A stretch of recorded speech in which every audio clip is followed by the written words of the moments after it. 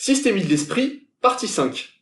Une vision systémique de la maladie psychique. Rappelez-vous des deux questions que j'avais posées en partie 1 de cette mini-série. D'où viennent les maladies psychiques et qu'est-ce qu'un psychisme sain? Durant les années 60, et dans le cadre du mouvement de la contre-culture, le mouvement de l'anti-psychiatrie a proposé une critique parfois radicale de l'aspect construit socialement des troubles mentaux. Ce courant dénonçait et mettait en évidence toute la domination sociale qui peut se cacher derrière ce qui se présente comme une simple prise en charge de personnes malades. Il est ainsi tout à fait possible de voir la notion même de maladie mentale comme une simple construction sociale d'une pensée dominante. Ici, je compte vous proposer une vision plus nuancée et plus systémique de la question. Je considère que les maladies psychiques sont en réalité une manifestation de l'immense capacité d'adaptation et de résilience de notre système nerveux face à des situations de vie qui peuvent être extrêmement traumatiques. En fait, parler de maladie nous éloigne de la compréhension profonde du mécanisme qui est à l'œuvre. Plutôt que de maladie psychique, il faudrait plutôt parler de mécanisme d'adaptation rigide.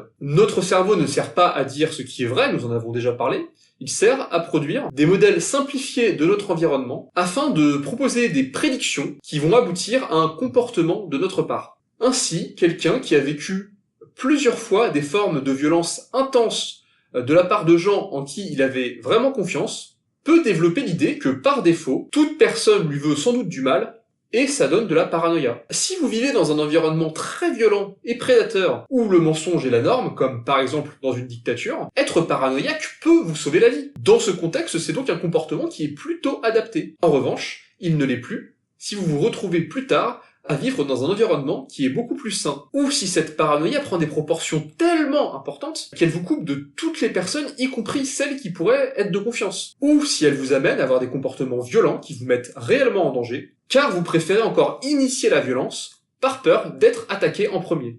Les mécanismes d'adaptation psychique rigides sont en partie d'origine biologique et en partie héréditaire, car il existe de très nombreuses façons différentes de s'adapter à un même traumatisme. La nature propose des stratégies mixtes, c'est-à-dire plusieurs réponses possibles à une même difficulté, conformément à ce qui s'appelle la théorie des jeux. Mais si l'environnement est sain et sécurisant, les troubles ont très peu de chances de se développer spontanément. Cette rigidité du mécanisme se manifeste par de la souffrance psychologique. La thérapie vise à faire remonter les émotions qui ont été enfouies et réprimées, à aider le patient à défusionner de son narratif traumatique et à l'aider à créer un narratif plus en phase avec sa réalité actuelle.